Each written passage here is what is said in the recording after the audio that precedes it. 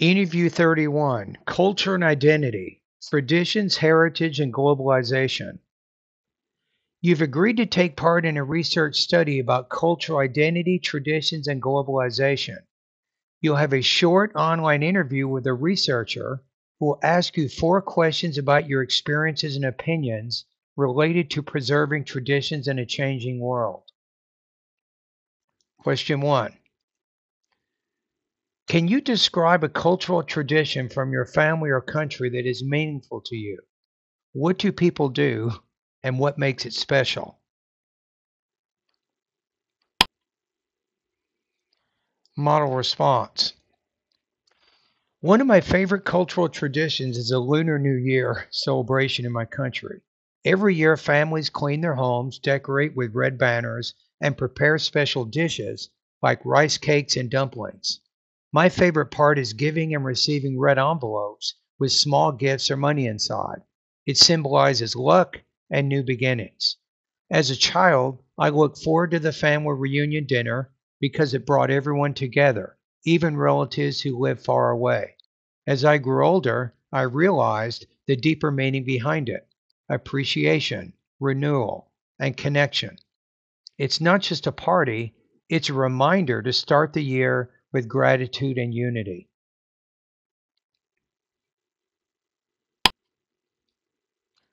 Question 2. Some people believe it's important to follow old traditions, while others prefer to create new ones. Which do you prefer and why?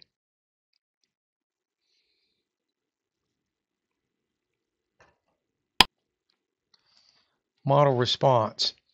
I prefer maintaining old traditions because they give people a sense of identity and belonging. In a globalized world, traditions remind us where we come from. For example, my family still celebrates harvest festivals the same way my grandparents did, by cooking traditional foods and playing folk music. These moments make me feel connected to my roots.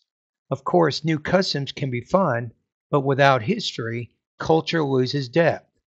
Preserving tradition doesn't mean rejecting progress, it means blending old wisdom with modern life. For me, traditions are the bridge between generations, carrying values like respect, gratitude, and family. Question 3. Some people think globalization weakens cultural identity, while others believe it strengthens cultural exchange. What's your opinion and why? Model response. I think globalization does both. It challenges local traditions, but also encourages cultural exchange. On the one hand, global media spreads Western lifestyles that can make young people forget their roots. On the other hand, it also exposes people to new ideas, cuisines, and art forms. For instance, I've seen traditional musicians collaborate with international artists to create fusion music that appeals to younger audiences. That kind of cultural exchange keeps culture alive in creative ways. I believe key is balance. We can embrace the world without losing our identity if we respect both diversity and heritage. Globalization is a test of cultural competence. Question 4. Should governments invest in preserving cultural heritage, such as languages, art, and monuments? Why or why not?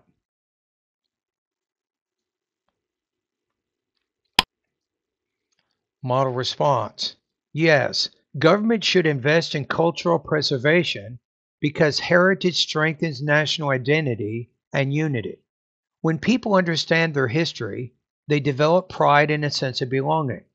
For example, my city restored an ancient temple that had fallen into disrepair. After the restoration, it became a popular place for both tourists and locals to learn about our traditions.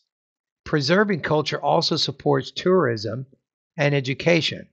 Critics argue that government should prioritize modern infrastructure, but heritage is part of that progress. It shapes how future generations see themselves. Protecting art, language, and monuments ensures that history stays alive, not forgotten. Speaking tips for Interview 31. Delivery. Use warm, expressive tone when describing cultural experiences. Slightly slow pacing to emphasize emotion and reflection. Stress content words. On one hand. On the other hand, however. Language use. Include cultural terms, heritage, identity, globalization, preservation. Mix narrative and analytical language for depth. Use connectors. For example, since, as a result, because. Topic development. Link personal experiences with broader social or cultural implications. End responses with universal insights, unity, pride, understanding. Maintain balance between tradition and modernity.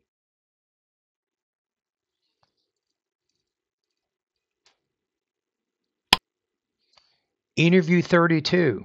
Science and environment, innovation and technology. You have agreed to take part in a research study about climate innovation and environmental technology. You'll have a short online interview with a researcher who will ask you 4 questions about your experiences and opinions related to science, technology, and climate solutions. Question 1. Can you describe a scientific or technological innovation that impressed you? What did it do? And what did you learn from it?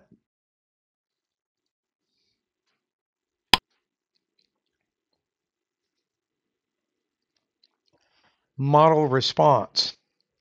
Last year, I watched a documentary about carbon capture technology that stores carbon dioxide underground instead of releasing it into the atmosphere.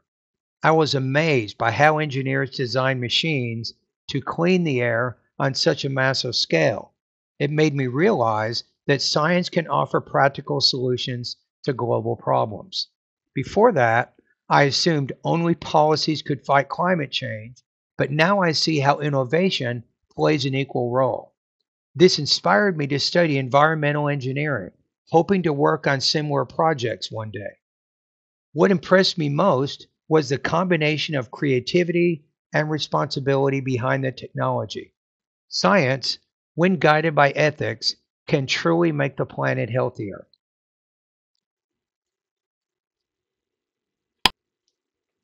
Question 2. Some people believe governments should focus on environmental policies, while others think investment in new technology is more effective. Which do you think is more important and why?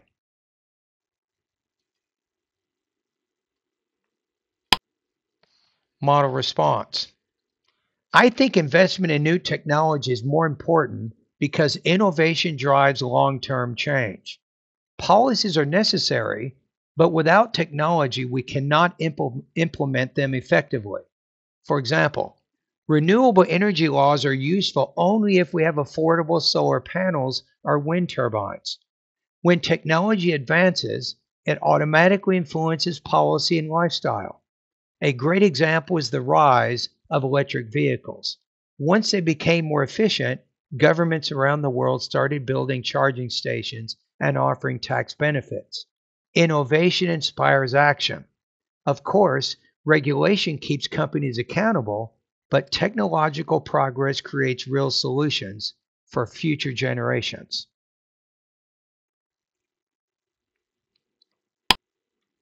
Question 3. Some people believe science has caused environmental problems, while others say it can solve them.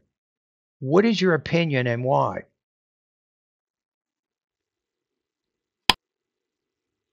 Model response.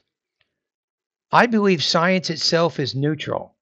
It shows how humans use it that determines the outcome. Let me read that again. It's how humans use it that determines the outcome.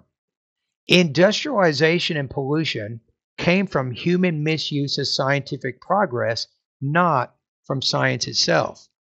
The same knowledge that created plastic pollution is now being used to develop biodegradable materials. For instance, researchers have discovered bacteria that can break down plastic waste.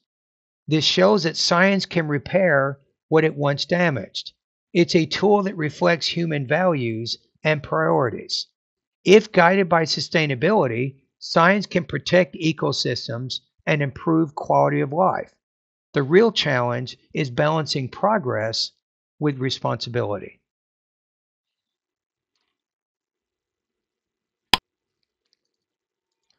Question 4. Should governments provide more funding for scientific research related to climate change? Why or why not?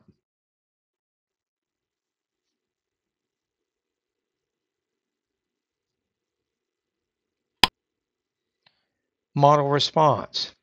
Yes, government should increase funding for climate research because the future depends on it. Many innovations like renewable energy, carbon capture, and sustainable agriculture started as small research projects. Without funding, these ideas would never become practical solutions. For example, public grants help scientists develop affordable solar panels, which are now common worldwide. Investing in research creates jobs, supports universities, and accelerates progress. Some critics argue that funding is expensive, but climate disasters cost much more in the long run. Scientific research is like prevention in medicine, solving problems before they get worse. Governments have both the resources and the responsibility to lead this effort.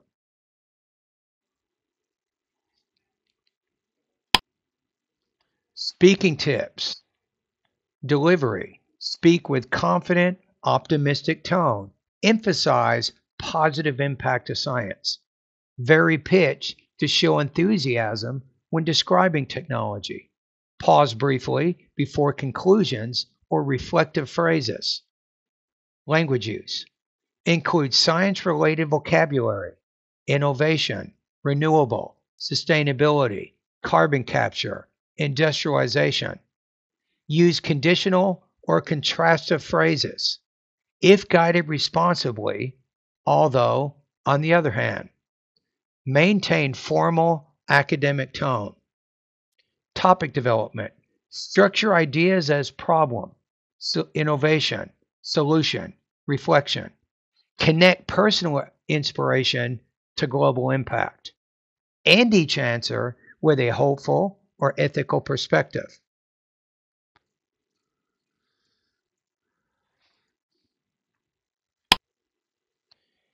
Interview 33. Work and psychology, job stress, and mental health. You have agreed to take part in a research study about job stress and mental health in the workplace. You will have a short online interview with a researcher who will ask you 4 questions about your experiences and opinions related to stress, motivation, and work life balance. Question 1. Can you describe a time when you or someone you know felt stressed at work or school? What causes stress, and how did you deal with it?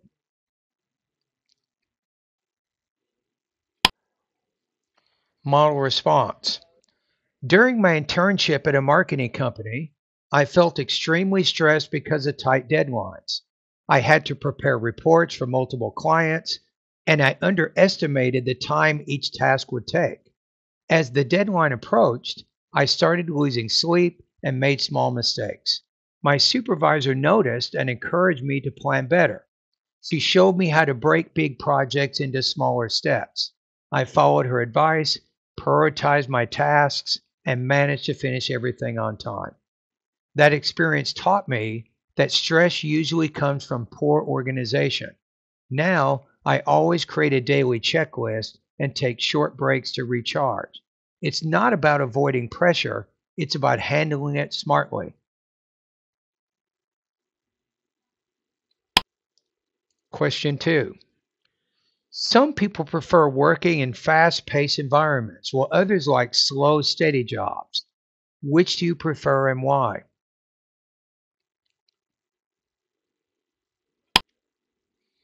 Model response. I prefer working in a balanced environment that has some pressure but not constant stress. Deadlines and challenges motivate me to stay focused, but if the pace is always intense, it becomes exhausting. For example, I once worked at a cafe where rush hours were exciting because they pushed us to collaborate quickly. However, working 12-hour shifts every weekend made me feel drained. In contrast, steady environments allow better planning and creativity. I think the best workplaces mix both periods of high energy followed by calm moments to recover. That rhythm keeps employees productive and satisfied. Continuous pressure without rest leads to burnout, but steady routines alone can reduce motivation. Balance keeps people engaged.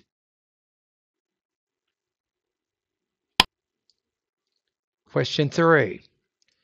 Some people say stress motivates people to work harder, while others think it harms performance. What's your opinion and why?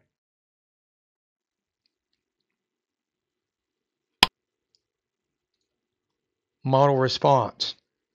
I think a moderate level of stress can motivate people, but too much stress becomes harmful. A little pressure helps people stay alert and focused, especially before deadlines or presentations. For instance, when I prepare for a speech, the nervous energy pushes me to practice more and improve my delivery. However, when stress lasts too long, it affects concentration, sleep, and health. Chronic anxiety reduces creativity and teamwork. In my opinion, the difference between good and bad stress is control. When people feel capable, stress becomes a challenge. When they feel helpless, it becomes a problem. Finding that balance is key to sustainable productivity.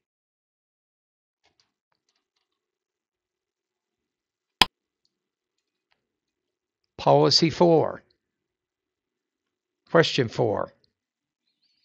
Should companies provide mental health programs or counseling services for employees? Why or why not?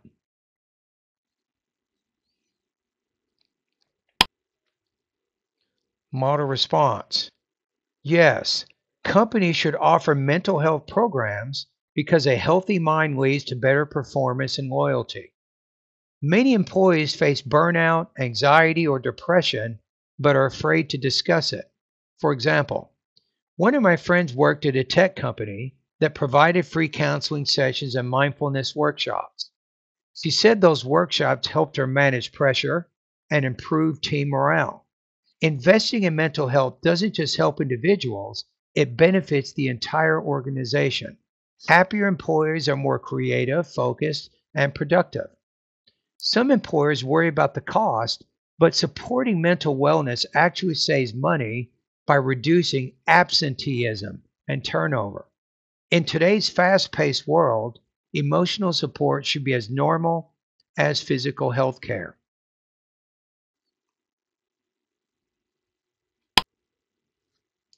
Speaking tips. Delivery. Use calm, reassuring tone when describing stressful experiences. Slow pacing for emotional or reflective moments. Use vocal emphasis on solution words. Balance, healthy, recover. Language use. Include psychological vocabulary, burnout, motivation, focus, anxiety, resilience. Use contrastive structures, while, although, however.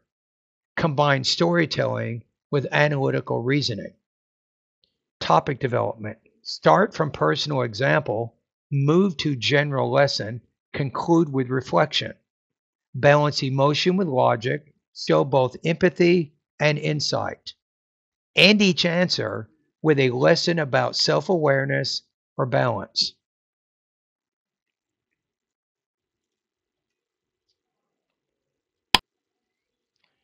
Interview 34.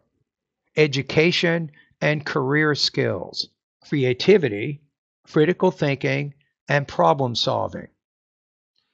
You have agreed to take part in a research study about creativity, critical thinking, and problem solving skills.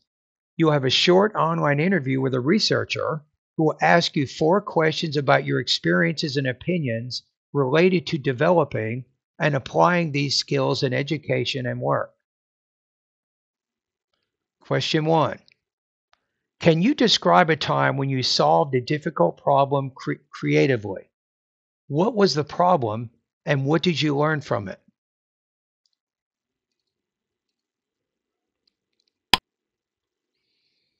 Model response.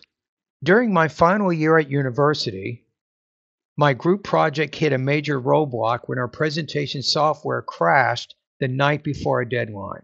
Everyone panicked, but I suggested using a free online design tool instead of trying to fix the old one. We divided tasks. One person handled visuals while others summarized the data. In just a few hours, we rebuilt the entire presentation from scratch. Surprisingly, the new version looked even better than the original. That experience taught me that creativity often comes from pressure and teamwork. Instead of focusing on what went wrong, we look for what could go right. Since then, I've learned to stay calm under stress and treat problems as opportunities to innovate. Question 2.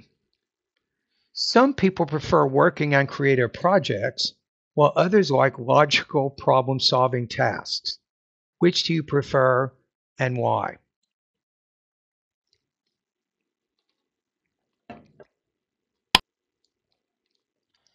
Model response. I prefer creative projects because they allow more freedom to express ideas and experiment. Logical tasks are satisfying, but creativity makes work exciting and unpredictable. For example, I once joined a marketing contest where we had to design an advertising campaign for a local project. I enjoyed brainstorming catchy slogans and visual concepts more than analyzing data. Creative projects let me combine imagination with critical thinking. Of course, creativity also requires discipline. You have to refine ideas until they work. That balance between inspiration and structure motivates me. I find that creative challenges help me grow faster than routine problem solving.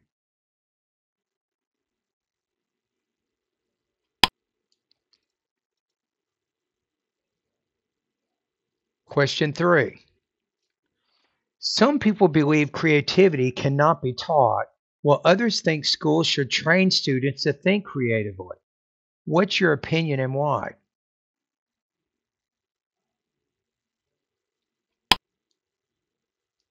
Model response. I believe creativity can be developed through the right environment and encouragement. While not everyone is born an artist, everyone can learn to think differently. Schools can nurture creativity by giving students open-ended tasks instead of only right or wrong questions. For instance, my teacher once asked us to invent a product that could improve daily life. There were no strict rules, and each student came up with a unique solution. That freedom taught us to take risks and explore new ideas.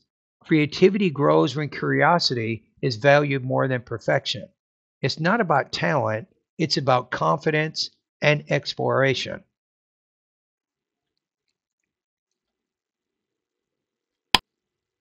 Question 4.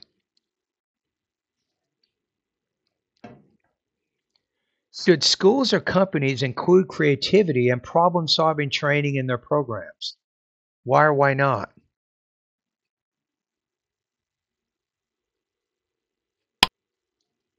Model response.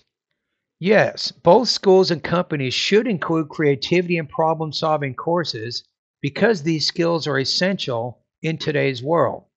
Technology is changing fast, and success now depends on innovation.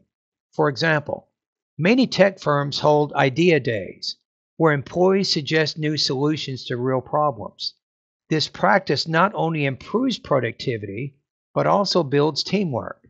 In education, Creative training helps students think critically about real issues instead of memorizing facts.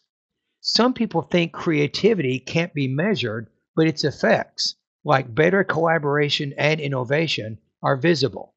Encouraging creativity helps organizations stay competitive and individuals feel more fulfilled.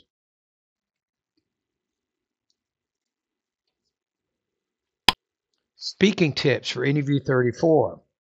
Delivery. Use a lively, motivated tone to reflect innovation and enthusiasm. Pause slightly before key insights. That experience taught me, I believe. Keep rhythm steady. Avoid rushing through reflective parts. Language use. Include innovation related vocabulary, flexibility, brainstorming, curiosity, innovation, adaptability. Use both storytelling and argumentative styles. Maintain precise grammar with variety in verb tenses. Topic development. Frame responses as challenge, action, reflection. Connect personal experience with universal lessons about creativity. End each response with a forward looking or motivational takeaway.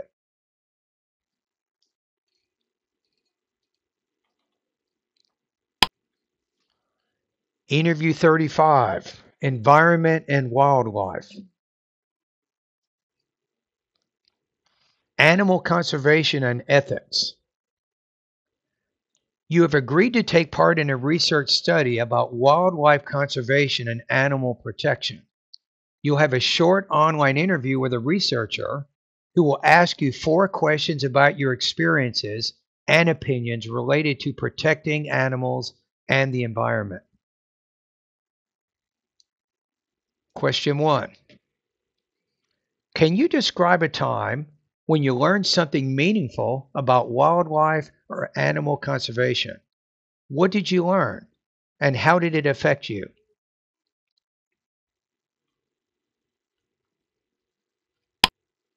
Model response. A few years ago, I volunteered at a wildlife rescue center near my hometown. The staff cared for injured animals like owls and foxes that had been harmed by pollution or cars. One day, I helped clean a bird's cage and learned how fragile wild animals are when their habitats are destroyed. The staff explained how litter and plastic waste often lead to animal injuries. That experience made me realize that protecting wildlife isn't just the job of experts, it's everyone's responsibility. Since then, I've been more careful about recycling and avoiding products made from endangered species. It was inspiring to see people dictate their time to healing animals and restoring nature's balance.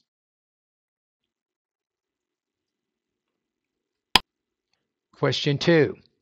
Some people believe zoos are important for education, while others think animals should live only in the wild. Which do you prefer and why?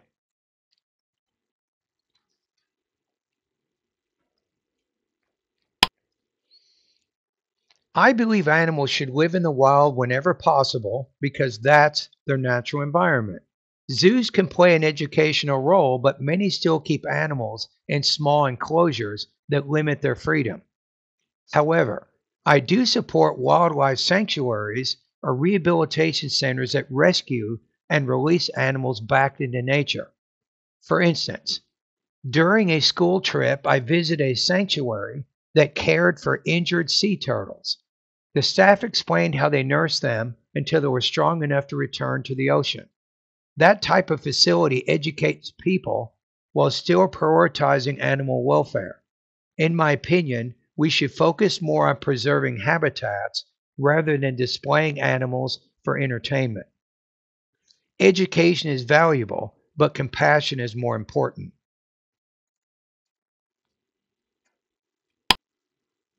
Question 3. Some people think humans have the right to use animals for food and research, while others disagree. What is your opinion and why? Model response. I think humans can use animals for food or research only under ethical conditions. It's impossible to avoid all use, but it must be humane and justified. For instance, medical research that saves lives can be acceptable if animals are treated with care and suffering is minimized.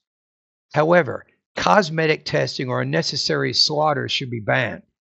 I also believe people should reduce meat consumption to lessen environmental impact. Eating less meat helps lower greenhouse gas emissions and saves resources. Animals are living beings, not just tools for humans. Science and diet should evolve to respect both human needs and animal welfare. Balance and compassion should guide our decisions.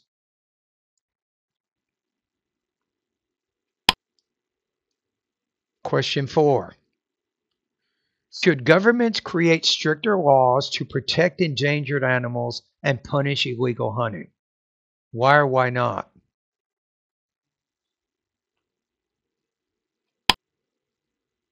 Model response.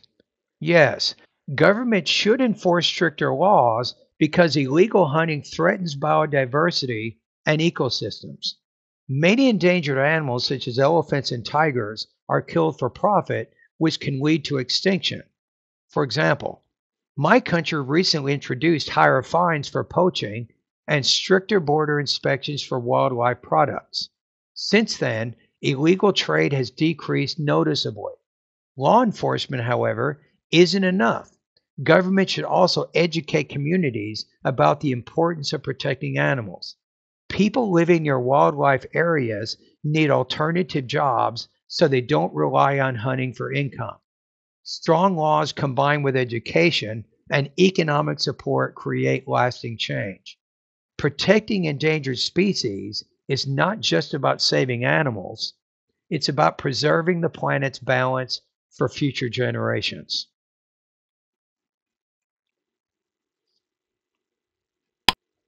Speaking tips. Delivery. Use compassionate, thoughtful tone. Slow pacing for emotional sections. Stress empathy words. Care, protect, balance, compassion. A slight rise in intonation when sharing examples. Drop tone on conclusions. Language use. Use environment-related vocabulary, habitat, biodiversity, conservation, rehabilitation, ecosystem. Employ modals and conditionals, should, must, can, if possible. Balance formal explanations with personal experiences. Topic development. Frame answers as action, reflection, lesson, and moral insight. Emphasize coexistence and ethical responsibility. End each answer with a hopeful or humanitarian statement. Interview 36. Society and Media, Influencers in Modern Communication. You've agreed to take part in a research study about social media influencers and modern communication trends. You will have a short online interview with a researcher who will ask you 4 questions about your experiences and opinions related to online influence, advertising, and digital communication. Question 1. Can you describe a time when a social media influencer or online personality affected your opinion or choice? What happened? And what did you learn from it?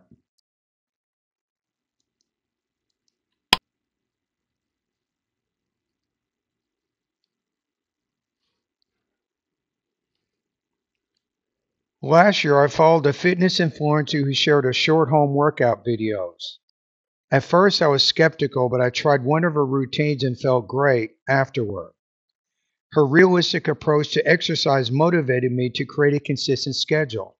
Eventually, I lost weight and felt healthier without going to the gym. However, I also noticed that not all influencers are genuine. Some promote products only for profit. That experience taught me to be more selective about who I follow. I now look for creators who provide authentic content and research before believing any claim. Social media can inspire positive change, but it requires critical thinking.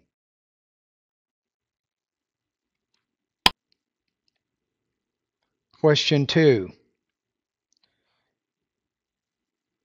Some people prefer getting information from professional journalists, while others trust social media influencers. Which do you prefer and why?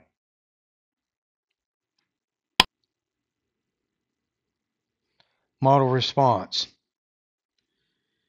I prefer getting information from professional journalists because they follow ethical standards and verify facts before publishing.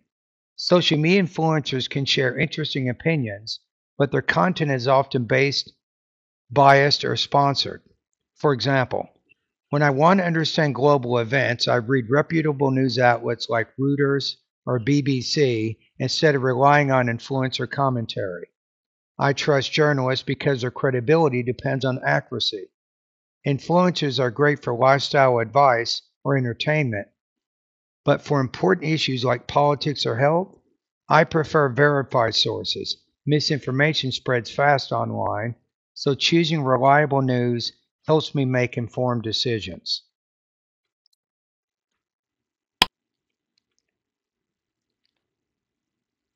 Question 3. Some people believe influencers have too much power over young people, while others think they can be good role models. What is your opinion and why? Model response. I think influencers can be both positive and negative role models depending on their content. Some use their platform to promote education, fitness, or social causes, while others encourage unrealistic lifestyles.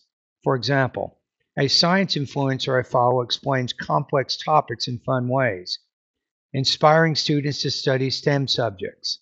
On the other hand, some influencers focus only on appearance or luxury, which creates pressure and insecurity among young followers. The key is media literacy. People should learn to question what they see online. Influencers have power, but followers also have responsibility. It's up to audiences to choose wisely.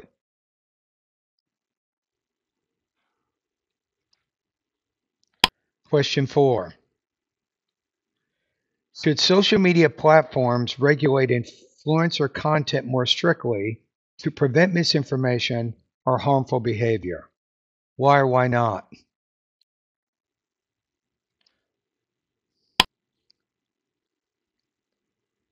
Model response. Yes, social media platforms should regulate influencer content more strictly because misinformation can spread quickly and harm public trust. Influencers often reach millions of followers, so they have a responsibility to share accurate information. For instance, during the pandemic, false health advice circulated widely and confused many people. Platforms should require influencers to disclose sponsorships and fact check claims, especially about health, finance, or education. Some argue that this limits freedom of speech, but I think it promotes accountability. Regulation doesn't mean censorship, it means ensuring honesty. Protecting users from false information helps keep the internet safer and more credible.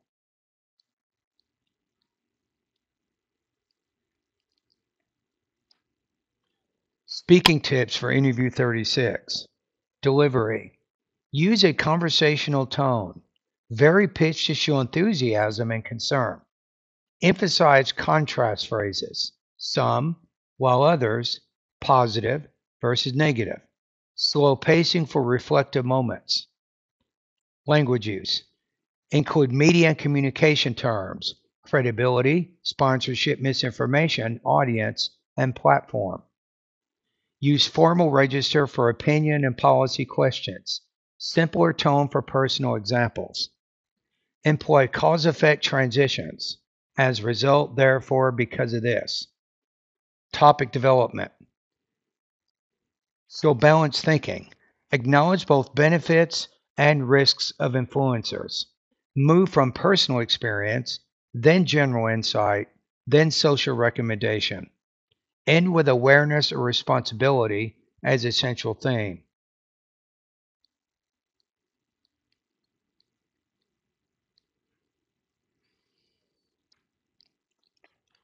Interview 37, Education and Environment, Outdoor Learning and Nature Programs.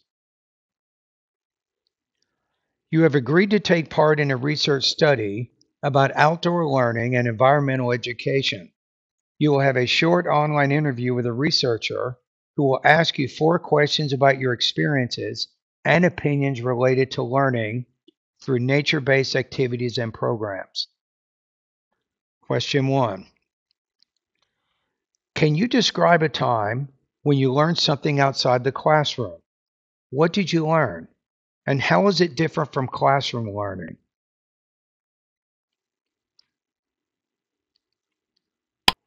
Model response. When I was in middle school, our class visited a nature preserve to study ecosystems. Instead of reading from a textbook, we walked through the forest and observed real plants and insects. A park guide explained how each species depended on others for survival. I remember feeling amazed by how everything was connected: the soil, the trees, and even the tiny ants. Learning outdoors made the lesson come alive because I could see and touch what we were studying. It also helped me appreciate the importance of protecting the environment. That trip showed me that education isn't limited to 4 walls. Sometimes the best classroom is nature itself.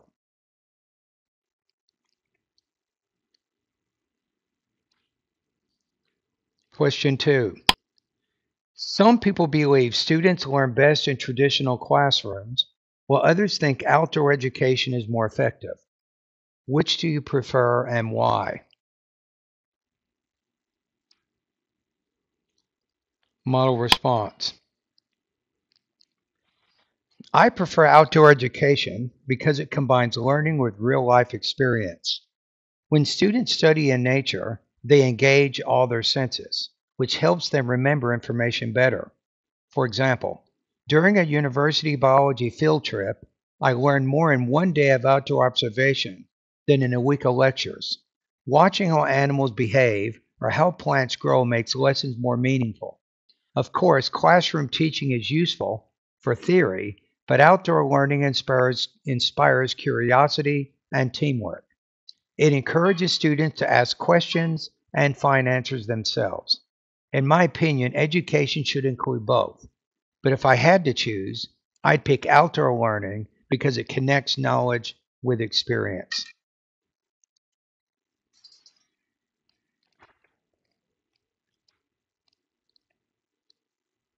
Question 3. Some people say technology is making children less connected to nature. Do you agree or disagree?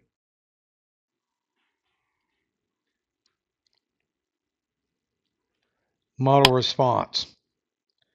I completely agree that technology can make children less connected to nature, but it depends on how it's used. Many kids spend hours indoors playing video games or scrolling through screens instead of exploring outside. As a result, they miss the simple joys of climbing trees or feeling fresh air. However, technology can also promote awareness if used wisely. For example, nature apps can identify plants or animals, encouraging people to explore more. The problem isn't technology itself, it's the lack of balance. Parents and teachers should help children enjoy both the digital world and the natural one. Technology should enhance curiosity, not replace it. Question 4. Should schools include outdoor or environmental programs as part of their regular curriculum? Why or why not? Model response. Yes, schools should include outdoor and environmental programs because they teach responsibility and real world problem solving. Environmental awareness is crucial for future generations. For example, one school in my city organizes weekly outdoor lessons where students plant trees and study local ecosystems. These activities not only improve knowledge, but also build teamwork and empathy. Some people argue that it takes time away from academic subjects, but outdoor learning actually supports them.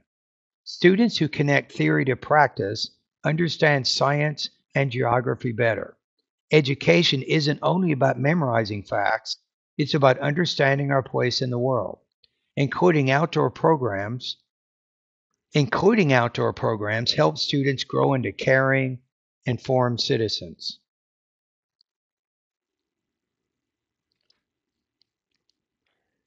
Speaking tips for interview 37. Delivery. Use an enthusiastic, reflective tone when describing nature experiences. Vary pacing. Slower for reflection, faster for vivid memories. Use natural pauses before key phrases. For example, in my opinion, as a result. Language use. Integrate environmental terms. Words like ecosystem, biodiversity, sustainability, observation. Mix narrative and analytical language effectively. Use cause effect and comparison structures. Because, while, instead of. Topic development. Begin with experience, expand with reflection, connect to education's broader purpose. Balance emotional language with logical explanation. End each answer with a universal insight about learning and connection.